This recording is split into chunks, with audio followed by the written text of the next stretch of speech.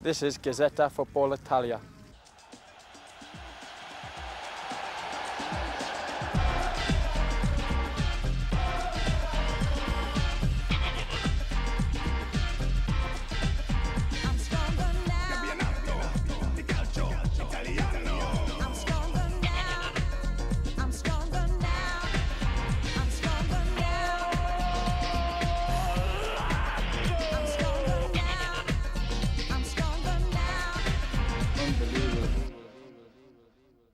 The football started. Okay, I haven't. I will soon though, but first this. Coming up, highlights of champions Milan against Foggia. All the big Italian soccer news. Goals from every Serie A game. A chat with Gazzetta about settling down in Italy. Goal action from the national side in Holland. A special report on the billionaire Lazio owner Sergio Cragnotti. A behind-the-scene preview of tomorrow's live clash between Lazio and Fiorentina. Gazza's verdict on all this weekend's games. And the chance to win top prizes in our Marco van Basten competition. First, it's champions Milan at home to Foggia.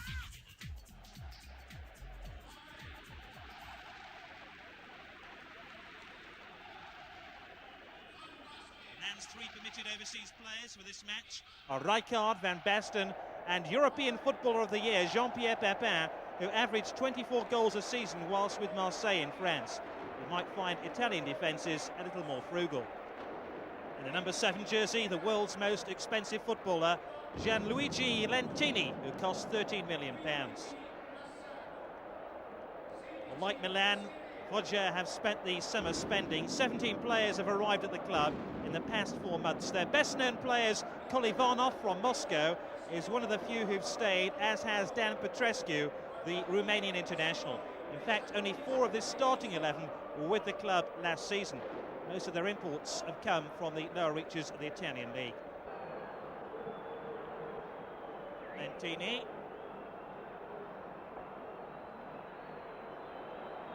Lentini spread eagling the Foggia defence.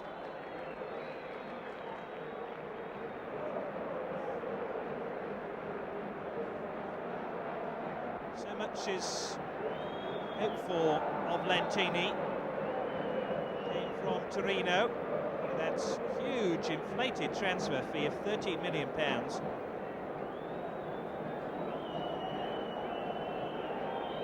Papin waiting in the middle again. Oh, a free header by Lentini, off the line by Petrescu. They still haven't cleared it, and that's Foggia defence still on red alert here.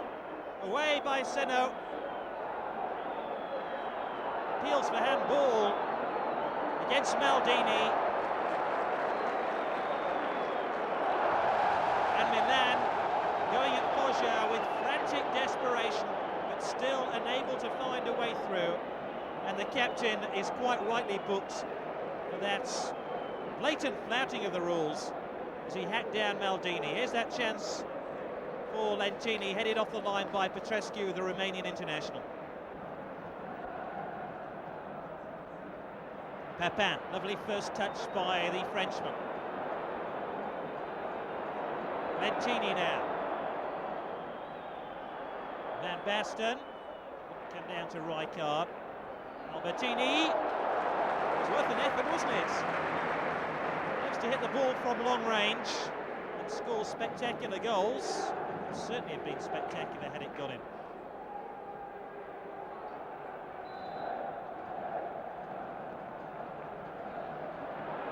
Lentini again.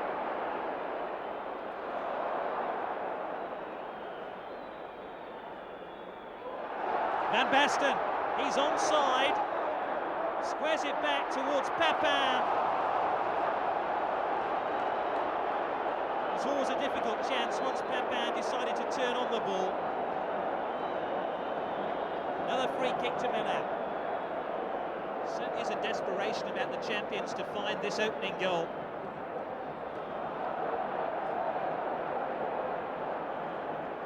So many talented players, not even on the substitutes bench. Kolivanov trying to get the better of Nava. The Russians done well here. They just can't get anywhere near him. He's like a jack in the box. And he still manages to put a crossover. Seno unable to get anywhere near it. It's, Milan having real problems there with Igor Kolivanov.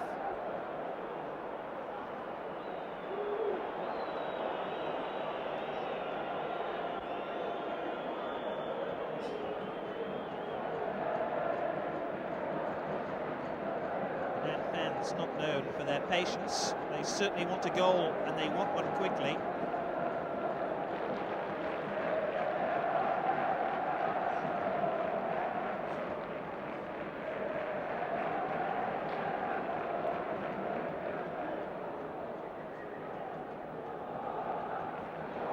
Oh, here's an opportunity for the captain. Seno. Oh, off the upright. He's got another opportunity here. And the frame of the goal comes to Milan's rescue because the captain of Foggia almost scored a quite remarkable goal. Remarkable in the fact that Foggia haven't had a chance in this game.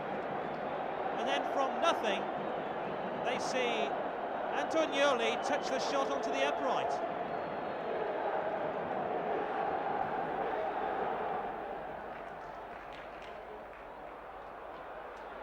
Milan really do need to come out of the shadows and score a goal. That's a great ball. Well, they appeal for handball against Maldini. Massaro. Lentini. Massaro now. Oh, goal! Went in off Grandini, the fullback. And with all their expensive players, it takes a substitute to unlock Foggia's defence, and a left-back who's never scored a goal in the Serie A to give Milan the lead, just short of the hour mark.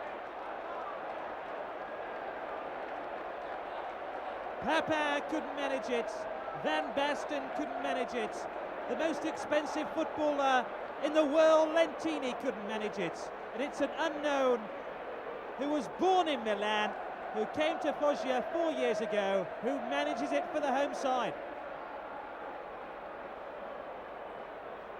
Well, the injection of pace which Massaro gave to Milan proved the undoing of Foggia. And Foggia are the authors of their own misfortune. Rijkaard. Oh, stabs it into the middle. They appeal for the penalty. It was a rugged challenge on Massaro. And that's putting it mildly.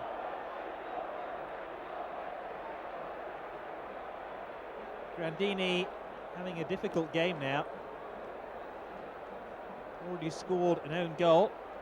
Could so easily have given away a penalty to Milan.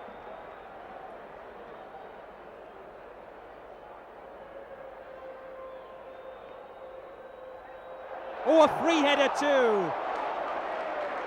Massaro again causing Foggia problems. Nobody tracked his late run inside the 6-yard box. Wasn't even into the 6-yard box in the end.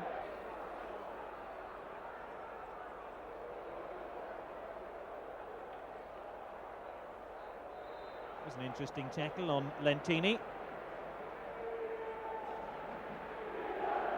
Came from the captain of Foggia.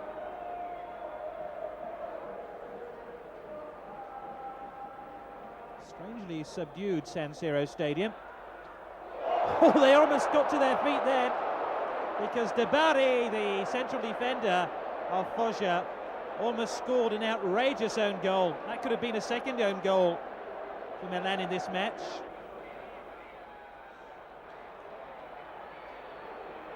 Lentini, who's popped up on the right-hand side now. Massaro with a cross. Van Basten.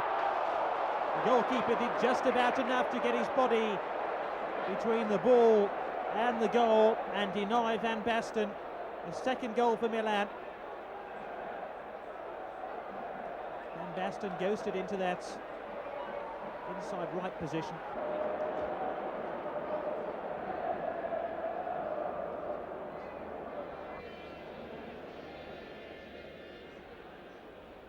Kolivanov ran into a wall of red and black shirts. That's enough. A subdued start for Milan in their defence of the championship. It took an own goal to settle this one by Grandini. Final score 1-0 to Milan.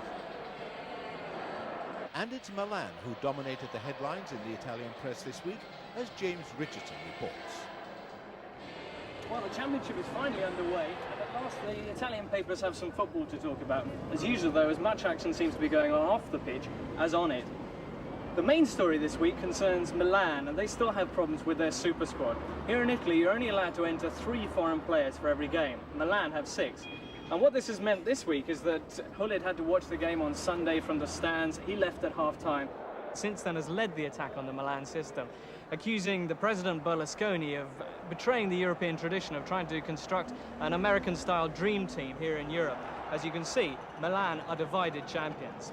Things are much easier down in Naples. Napoli was held to a 0-0 draw by Brescia on Sunday. Galli and Crippa were involved in arguments with the squad. Careca played particularly dismally. The view of the Corriere dello Sport is Napoli cries out Diego, Diego. To be honest though, the one place where Signor Maradona won't be going is Naples. Since finishing his suspension, he's been associated with Boca Juniors, Palmeiras of Brazil, Olympique Marseille, and most of all with Sevilla in Spain. And it now looks like that's where he's going to be headed. Apparently everything is now sorted out for Diego to start with Sevilla on the 20th of September. Napoli's price, £7 million, plus an undertaking from Sevilla that they won't use the Argentinian in any game against Napoli. Back shortly after Maradona should be our very own Paul Gascoigne. The Gazzetta reports this week that Gazza will make his official Lazio debut against his old club, Tottenham Hotspur, at the Stadio Olimpico on the 23rd of September. And believe me, the paper's going to get a lot thinner around these parts when Maradona and Gazza start playing again. Wednesday night saw Italy's 3-2 win over Holland, and the papers were pretty overjoyed about that. The Corriere dello Sport, finally it's Italy. La Gazzetta's view, in Holland they fight, they shine, they win. Vialli scored his first international goal for 9 months. Italy came back from a 2-goal deficit for the first time in 31 years, and all in all it was a pretty good result for Italy. Well, that's week 1 over and done with. Week 2, of course, is imminent, and next week we'll see what that's given the papers to think about.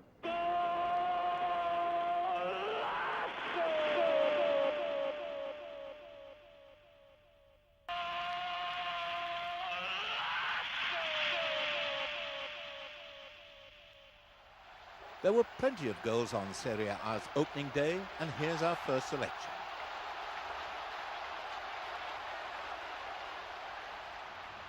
"25 minutes in and Atalanta scored. Rambaudi provides a centre, Gans on target from close range. Gans was playing against one of his former clubs. He'll have been pleased with this one.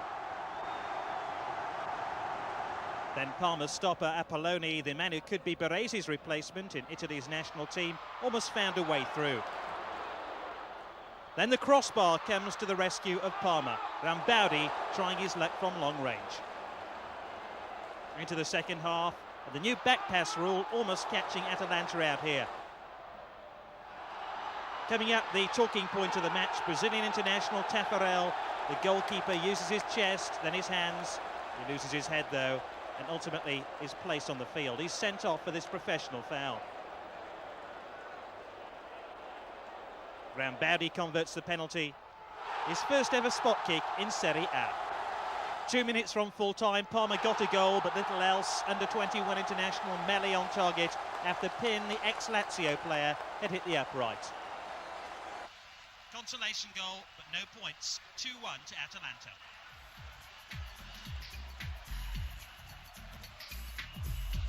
A result that gave Atalanta their first ever win over Parma in Serie A. The quality of the shooting summed up Juventus's 0-0 draw with Cagliari. Cagliari thought they had a penalty here when Beasley had his shot charged down. Vialli, after his £12 million move from Sampdoria, had a quiet game. This one is few contributions. Rampulla in the Juventus goal had to be at his best to deny Francescoli here. Into the second half, Di Canio whipping this one over the top. Then Rampulla saved this free kick from Francescoli. While Baggio and Vialli combined effectively here, but no goal. Juventus opted for the long ball game. in a bid for a winning goal. Casiraghi with this woeful miscue. He'd come on as a substitute for Muller. Julio Cesar with that long ball, but nobody on hand with an accurate shot. Final score, 0-0. A goalless draw always on the cards. Juventus haven't beaten Cagliari since the Sardinians were promoted 2 years ago. Genoa in white were looking for their first away win in Florence since 1977. Signorini with the first header for Genoa, Scaravi with the second. Real combined European effort here. Stefan Effenberg, the German, Biano, the Italian, Stefan Effenberg again, Laudrup, the Great Dane. Tacconi denies a great goal. Fiorentina soon were down to 10 men. Pioli sent off for this deliberate flouting of the rules with this foul on Johnny Van Schip. Fiorentina were complaining that Van Schip used his hand to control the ball. Scaravi, usually such a powerful header of the ball, fails here. First goal of the match after 53 minutes, Laudrup finds Stefan Effenberg. Both players once teammates at Bayern, now united in Fiorentina's cause. Tremendous free kick here by Effenberg, just creeping in on the near post. Laudrup was beginning to toy with Genoa's defence. Batistuta, number 9, with 2 opportunities to make it 2-0. Defender is Signorini. Just after the hour, Johnny Van Schip proves that there's more than one Dutchman playing in Italy. Rijkaard, Van Basten, Hullet and Winter, eat your heart out. Not too much space for Van Schip here. That doesn't matter to him. 18 goals in their last 4 meetings between these two teams. We could have expected more. We could have expected a lot more from Batistuta. Coming up, an outstanding save from Manini. Fortunato unfortunate not to grab the winner. It ended 1-1. Another predictable draw. Genoa haven't won here for 15 years. Brescia in the red have never won at Napoli. The First Division U boys were always Going to have an uncertain start to the first day of the new term. Policano going close. Hagi joined Brescia from Real Madrid for £2 million. Not one of his best shots here. It almost crept in though. Rugby Tackle of the Week award goes to Junta of Brescia here. Few doubts that was a penalty. Careca, the Brazilian, who usually converts these chances, converts Landucci into a hero.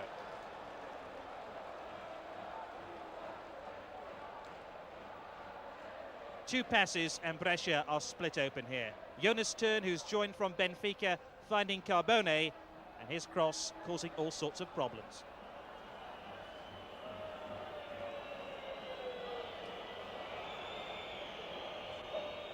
Corner then to Napoli and Landucci with an uncertain punch.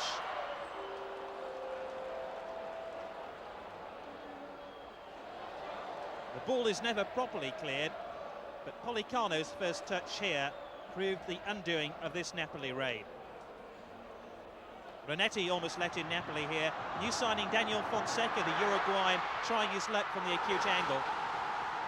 Fonseca then went close with this free kick. And then Radu Choyu, another Eastern European, had a chance to score. Then Domini's cross found substitute Sarini's head. And a miss of South American proportions. Fonseca with the cross, Careca heads wide. It ended 0-0.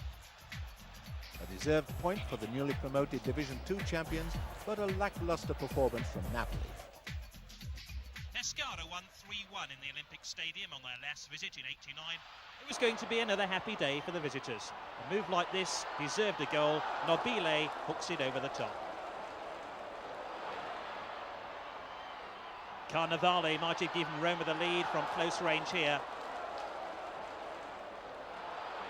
And if Carnevale was having trouble with his headers, so too was Rizzitelli. Allegri was the first shot specialist in the Pescara team. And Allegri might have scored here when Civoni went walkabout in his penalty area.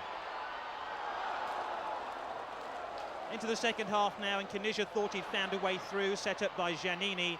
With the goalmouth vacant, he couldn't hit the target. Caniggia was substituted shortly after this miss. You can probably guess why. Carnevale here trying to dispute the undisputable. No penalty. Giannini is the author of this long-range effort. 20 minutes from full-time, and a goalkeeping mistake results in the only goal of the game for fullback Nobile. Chivoni, who had such an excellent season, gets the new team off to a horrible start. Ferretti with this tremendous pass, stretching the Roma defence. They couldn't legislate for the goalkeeping error. Well, Chivoni went from bad to worse. His half-hearted clearance sees Palladini with a shot pinballing back off the crossbar. Roma lucky to escape with just a 1-0 scoreline against them. That could have been number 2. It's 18 years since Roma were beaten on the opening day of the season, and few thought that the record would go to the Serie A new boys. Paul Gascoigne is already settling down in Rome, but what's life really like for the Geordie boy? It's frustrating because, you know, I've had this operation. It's been 16 months. I've worked hard to get back where I am, and like I say, I was in Florida. It's unbelievable. In Florida, I was enjoying myself. I could play football. Not a problem, all right. I was overweight, but now I'm like back to where I was normal, probably even thinner than I was 2 years ago. Everything's perfect, and I can't play.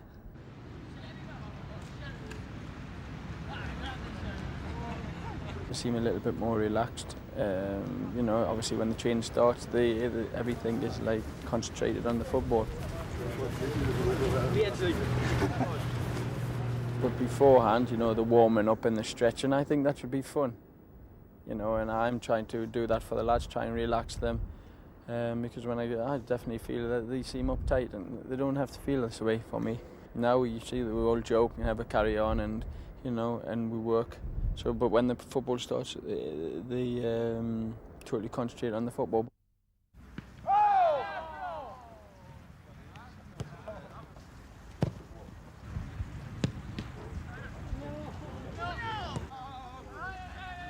They have a good players. Signor Pepe, we call him Pepe, nickname. And he's only small when he come. I thought, who's this lad? You know, never heard of him. And to be fair, he's been one of the best players that I've watched in the games. Pepe, another one's Crivero. He had a weight problem like me when he come. He was more fatter than me. I told him that as well. I thought he was a doctor.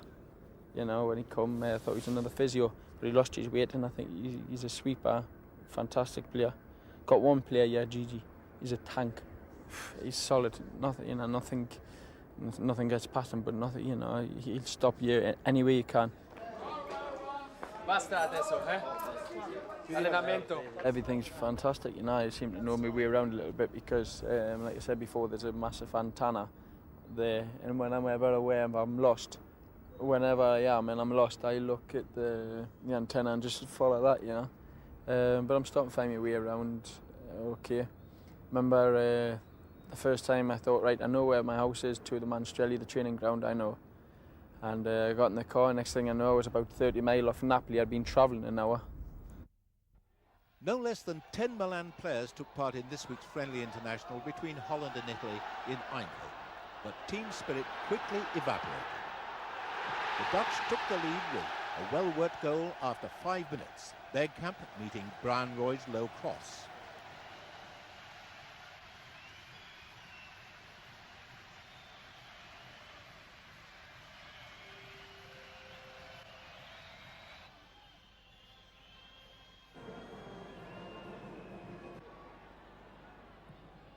Holland's European Championship hangover looked to be well and truly over when they scored a fine second goal 15 minutes later.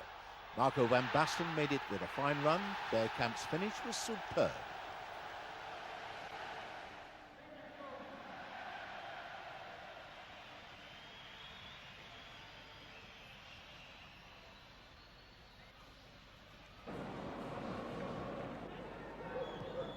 Italy's fight back started in the 28th minute.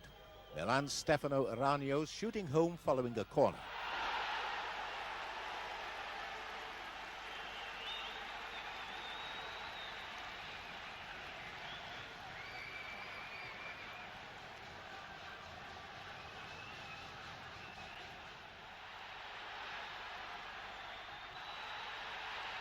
and they should have gone level when Iranio's teammate Lentini burst through.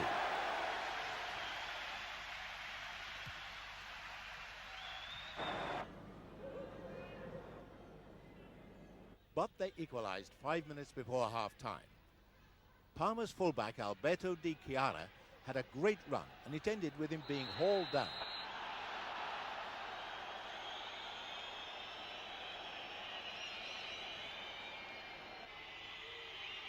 And Baggio has never missed a penalty, although this one was not one of his best.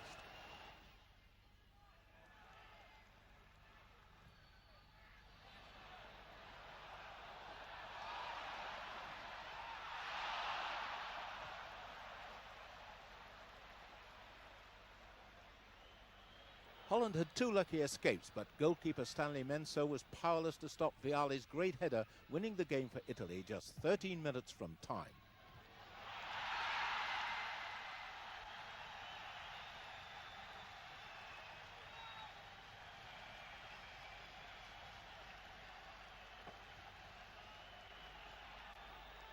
Billions of lira have been spent on new players this summer.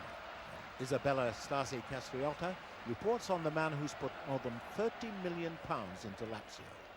The competition has started. 18 football teams take part in Serie A. This circus will last 9 months, and the show promises to be very entertaining this year. It had better be. The Serie A clubs have spent an average of £7 million each to buy the best players in the world. 72 foreigners have been lured by the lira. This expenditure on players is the highest in the world. But then, football revenue in Italy is 4 times as much as that in England. Average crowds are 33,000, compared with 20,000 in the UK and Germany. The best supported clubs are Agnelli's Juventus and Berlusconi's Milan. But this year, a third man has arrived to keep company with the other veteran football barons. His name is Sergio Cragnotti, a man until recently known as a high flyer in the business world, the right-hand man of agricultural mogul Raul Gardini. Now he's the happy owner of his own merchant bank and has the funds to make his dream come true. He has acquired Lazio, his favorite team, and spent a total of £32 million to buy 12 new players. The team has been completely rebuilt.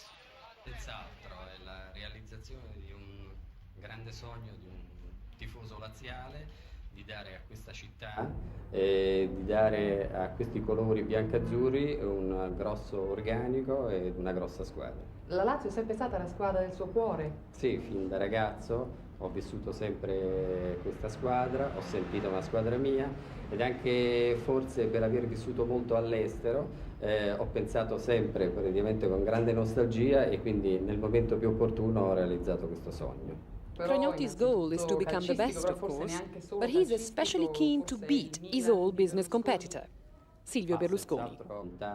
But Berlusconi's Milan is as powerful as ever. Formerly nicknamed His Emittenza, His Excellency of Transmission, he's now called His Prepotenza, His Excellency of Overbearingness. This year, he bought enough manpower to field not one, but practically 2 teams of world-class players. Berlusconi ha creato una grande squadra, un grande organico ed anche un uomo competente. Lottare con lui mi riempie veramente di gioia e mi riempie anche di una grossa forza interna. Le piacerebbe batterlo? Senz'altro, ma batterlo con i miei campioni che sono altrettanto importanti come quelli che lui ha nella sua squadra e quindi ritengo che sarà un bel confronto senz'altro con Torino e con Milano, veramente Roma finalmente può dire di aver creato la sua squadra.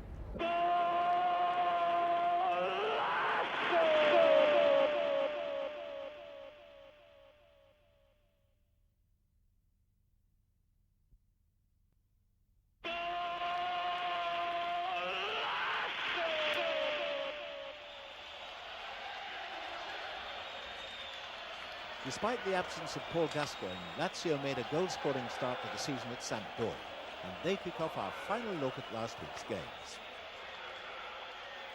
Lazio had virtually bought a new team during the summer, and it was one of the new boys, Foggia, who got Sampdoria off to a flying start.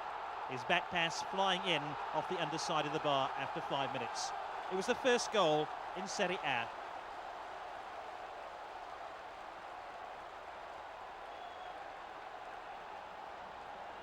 It was a bizarre own goal.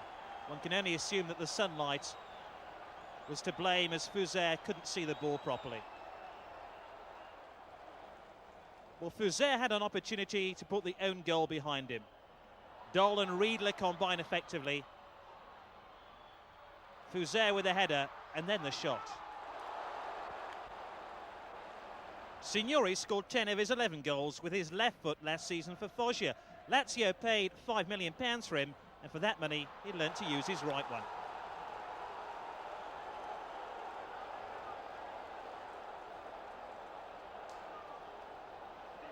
Signori's 2 goals in this match won him 700 bottles of wine.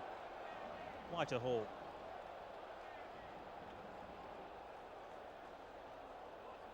Maybe Signori should send a few bottles of the wine to Lana, who was generous to a fault in allowing Foggia to get to the dead ball line here. Signori proving that he still had his left foot working effectively. Both those strikes came in a 2-minute period, and Lazio had turned the match on its head.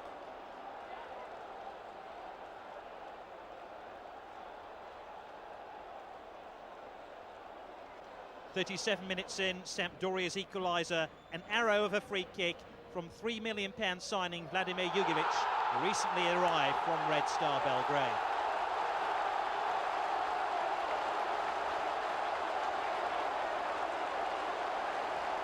His special delivery could have come from Red Star. This was the instant which angered Lazio, a sweeping move that saw the ball delivered forward to Bertorelli. His dive over the hands of Fiori convinces the referee it's a penalty. The Lazio defence need a bit more convincing.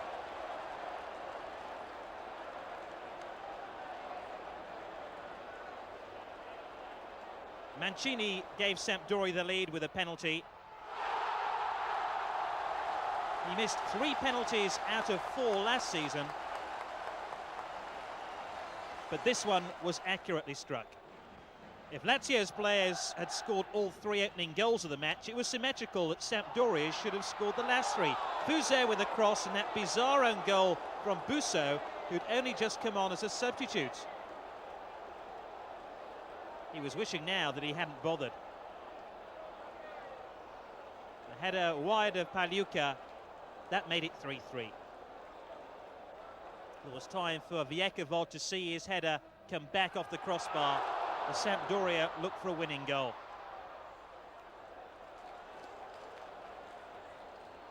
Mancini with a free kick, and Lazio saved by the crossbar. It ended 3 each.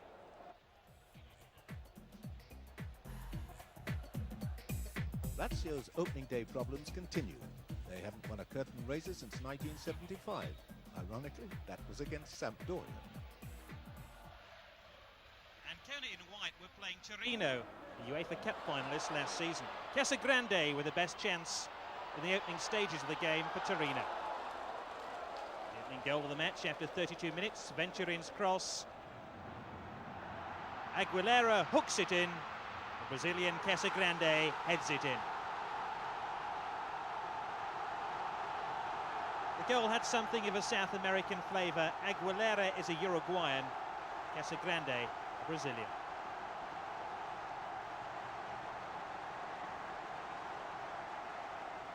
Hungarian Lajos Tatari went close for Ancona. In fact, Ancona hit the frame of the goal 3 times during this match. Coming up now, a brilliant telling flick from Enzo Schifo, inviting Walter Casagrande to head powerfully in. Enzo Schifo must be one of the outstanding midfield players in the Italian league.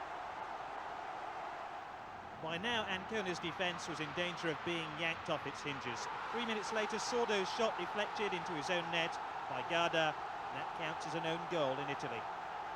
Perhaps it's a little bit harsh on the defender, but it was a hard day all round for Ancona. Luck is the greatest ace in football, and it wasn't dealt to Ancona here. Vecchiola going close. Under the new FIFA rules, 2-goal Casagrande had to go after his illicit handball on the goal line to deny the goal-bound header by Caccia. Lajas tucks away the penalty. But Torino weren't finished. Goalkeeper Nista, once at Leeds a couple of seasons ago, inexplicably playing at right back. He wished to have been playing right back at his goal to deny Schifo number 4 for Torino. Schifo, the Belgian international of Italian parents, on target here. A disappointing first game for Ancona in Serie A, but a result that flattered Torino. Newly promoted Udinese pulled off the shock result of the day against Inter.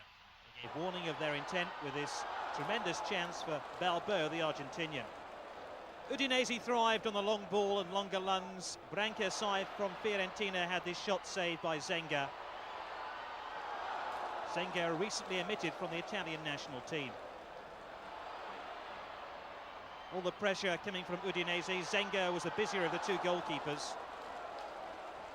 Inter's expensive Macedonian Darko Panchev might have given them the lead here, nicknamed the Cobra, but no venom with this header.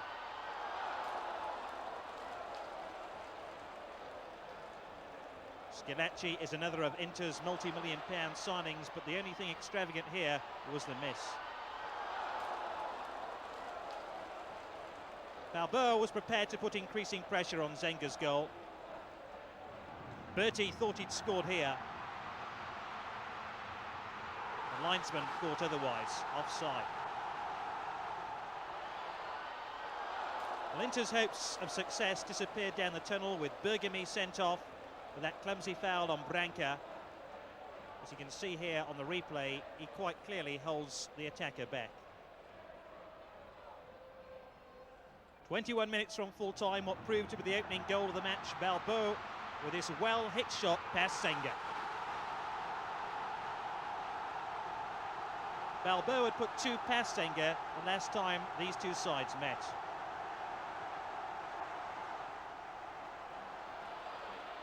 Udinese gave Inter a hand with their equaliser, the hand of Balbo. He was having quite a game. Now Matteus these days to take the penalties for Inter, that responsibility now with Schillaci. It took an outstanding goal to settle a competitive game. Branca ghosted into the inside left position, and Rosito with a goal we'll remember for a long, long time. Rosito had only just come on as a substitute. The super sub scores a super goal. Inter one of the dark horses for the title, but they got off to a poor start against the team that finished 4th in Serie B last season. Tomorrow's big live game pitches Gazza's Lazio against the big-spending Fiorentina in Rome's Olympic Stadium. And after Lazio's performance last Sunday, James Richardson reports on the pressure that's already building in Florence. This is the Stadio Comunale in Florence, right in the heart of Tuscany. Now, it's a peaceful enough evening here at the stadium, but out back there's some pretty serious training going on. Why? Well, right now, a few squads in Italy are feeling the pressure more than AC Fiorentina. 2 years ago, the Cecchi Goris, a father and son team that are basically the movie kings of Italy, decided to move into a new field. They bought the football club AC Fiorentina. They wanted big things for it, and they were willing to pay for them. Quest'estate I Cecchi Gori hanno speso circa 25 milioni di dollari, 30 miliardi. Ma nei 2 anni che hanno gestito la società, la Fiorentina, hanno investito 107 miliardi di lire italiane. E questo è il disavanzo, è un elemento importantissimo perché è evidente che è l'economia nel calcio italiano determinante. The problem is, the Cecchi Goris still haven't seen the results. Last year, under new coach Gigi Radici, the team finished a dismal 12th out of the 18 teams in Serie A. This year they brought in 8 new players, including Brian Laudrup and Stefan Effenberg from Bayern Munich and Francesco Baiano from Foggia. Put these together with Gabriele Battistuta, or Battigol as he's known around these parts, and you should have an awe-inspiring attack. The problem is on Sunday, it was anything but inspiring. Radici had the squad on the attack for the full 90 minutes, but apart from Effenberg's goal, there was little to show for it. Battistuta was the biggest disappointment of all, missing the 2 best chances of a winning goal for Fiorentina. So, 1-1 at home, not a loss, but Not the start that the club had paid for. Abbiamo avuto dei problemi proprio perché era la prima partita di campionato, la squadra era molto tesa, infatti si è visto, abbiamo avuto 3 ammonite, un'espulsione. Sentivamo molto questa partita, non abbiamo raccolto il massimo, però siamo abbastanza fiduciosi. Sì, questa è stata un'ipotesi che noi abbiamo toccato, cioè di un esagerato nervosismo nella squadra. Nervosismo nel senso di tenere molto il risultato. La squadra era tesa, voleva vincere e questo forse ha condizionato un po', perché nell'equilibrio esatto forse bisogna avere una giusta tensione e magari noi non l'abbiamo ancora. It's certainly a precarious position for the coach. When someone writes "Go away Radici" on the walls outside the club, well, the message is going to get across. Another season like last year's or another disappointment like the one against Genoa, and Radici stands to become yesterday's graffiti. He needs results of the very best kind, and he needs them soon. Subito, non presto, perché già quest'anno deve riuscire a portare la Fiorentina in Europa, perché i cecchigori hanno bisogno di un risultato anche dal punto di vista economico, perché fare la Coppa UEFA vuol dire guadagnare almeno 10-15 miliardi e questo è fondamentale per la gestione societaria. If Stefan Effenberg's got anything to do with it, though, Gigi Radici needn't worry. Effenberg's already dedicated his goal against Genoa to the crowd here at Florence, and the next one, which he's booked for the Stadio Olimpico, is going to be dedicated to his wife. last Sunday were Laudrup and Battistuta disappointed. Effenberg was the one bright spot for Fiorentina, dropping back after scoring to help the underrated defence hold the draw. Against Lazio, though, the defence is going to be under that much more pressure. Sì, ma non ne sarà, la difesa certamente dovrà fronteggiare delle caratteristiche di giocatori veloci come Signori, abili nel salto di testa come Riedel. Ma secondo me adesso il più in forma della Lazio è Signori, che ha fatto 2 gol nella prima giornata di campionato e quindi direi che sicuramente Signori. One man who knows Signori better than most is Francesco Baiano, who spent 2 years alongside him at Foggia. Sì, con Beppe abbiamo passato 2 anni meravigliosi lì a Foggia. Mi fa piacere che abbia raggiunto la nazionale perché se lo meritava veramente. So with Signori already at the top of the scoring list, what are Fiorentina's chances against Lazio? In Italia è difficile segnare con qualsiasi difesa. La Lazio ha preso 3 gol, questo è sicuramente un punto debole della squadra. Noi cercheremo di approfittare di questo difetto. Sì, penso di sì. Noi siamo una squadra che giochiamo meglio di rimessa, perciò dicevo prima che forse fuori casa ci esprimiamo meglio. Speriamo che sia così domenica perché la Lazio sicuramente farà una partita per vincere e noi in contropiede possiamo dire la nostra. There's little doubt that Fiorentina's defence is going to come under severe pressure from the Lazio forwards, Riedel, Dole and of course Signori. It may well be that Fiorentina's forwards have to outscore their Lazio counterparts. If that's the case, then Battistuta, Effenberg, Baiano and of course Brian Laudrup are going to have to deal with the tension in a way they couldn't manage here against Genoa. And at the Stadio Olimpico, that isn't going to be easy.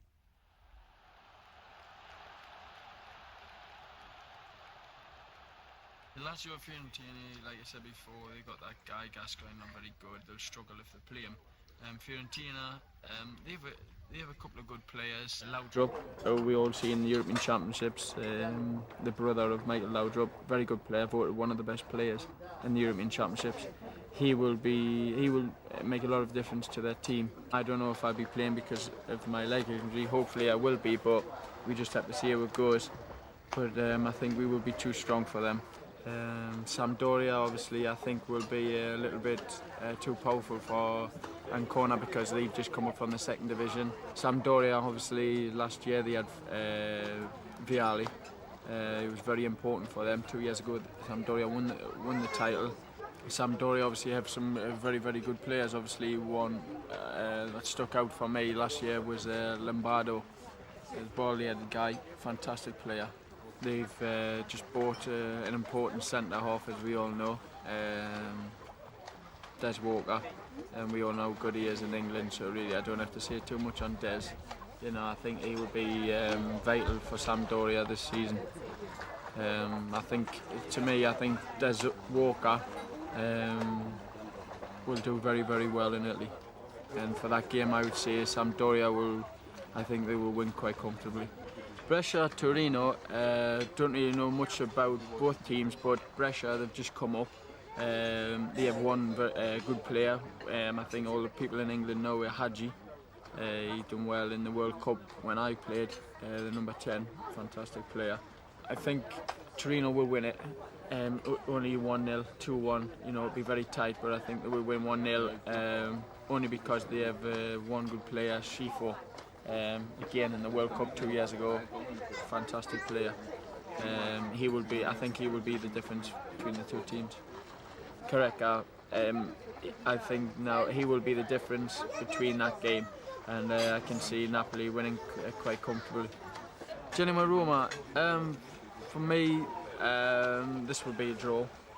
I think Roma is the stronger of the two teams, but they're away. Genoa will obviously second game of the season, they're at home. Roma, well, that is the team I've got to hate when I'm over here. They have some good players. They have Hassler is one of them. The German international, very good player. Played against 2 years ago again in the World Cup. This season, Roma, I've got to say, well, I don't have to say, but I'm going to say maybe they might do as well as Lazio, but that for me will be a 0-0 draw. Inter and Cagliari, for me, these two are two good teams, especially Inter. I'd say Inter's the stronger of the two. They've just bought a player off Lazio's, Ruben Sosa, very good player. Also the Scalacci, they just bought Scalacci. Scalacci in Italy for me is like an Englishman, he's always like at the feet, and he wants to do very well. Cagliari, for me they only have one player that I remember, Francescoli is his name, is a forward. Very good player. Last year he scored a lot of important goals for them. I think he was the player who, for me, kept them in Serie A. But Inter will be far too strong for them. Juventus, Atalanta. Don't really know much about Atalanta at the moment, but for me, they will struggle. They will struggle against Juventus. Juventus have too many good players. They've bought. They have Baggio, who they spent a lot of money for. Again, they have Violi, who they spent 12 million from Sampdoria. Platt. They have many good players. For me, they have too many good players. I don't know. I've read in the papers whether Platt will play or not. I think he will play, but then again, it's going to be hard for anybody in that team to keep their place. They're going to be too strong for Atalanta. For me, Juventus will win this quite comfortably, maybe 3-0. Parma, Udinese, I don't really know anything about teams just coming from Serie B. Parma, very difficult side to beat. Last year they won the cup. They have a young player who's very good. The Swede, the blonde-haired lad, he's called Brolin. He's a good player. Milan, where we all know how good Milan are. They have so much money, it's incredible. The players they have is incredible. They have Gullit, Van Basten, Rijkaard. They've just bought Papan, the player they just bought. Then Lentili for 13 million. They have 6 foreign players, and there's going to be a problem there because you can only play 3. So the argument's going to be in that camp. I don't know. We have 4 at Lazio, but they have 6, and every one of them is a top-class player. For me now, it's incredible because Gullit, we all know how good Gullit is, and he can't even make the starting lineup. So that just shows how powerful the team is. Milan will walk this game, and I think they will win by a lot of goals. Every week we have a competition, so if you want to join me in the sunshine, listen up. The top prize is a luxury trip for 2 to Italy to take in the Italian Cup final. Also, the complete kit of the Italian team of your choice, plus copies of Channel 4's brand new Italian football magazine, due out in a few weeks' time. To enter, just watch the following action, then ring your answer on 0891 333 444. 0891 333 444. Now this, of course, is Marco Van Basten in action for Italian champions AC Milan.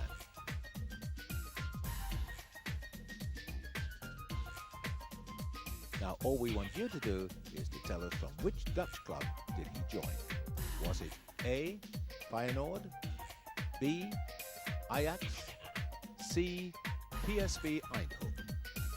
When you've made your choice, ring us on 0891 333 444. The first correct caller picked out by our computer wins the complete Italian team kit of their choice and goes into a winner's playoff for that luxury trip for two to the Italian Cup final at the end of the season. The lines will be open until next Thursday and the winner announced in this programme next Saturday. And don't forget, Lazio against Fiorentina live tomorrow afternoon at 2:45.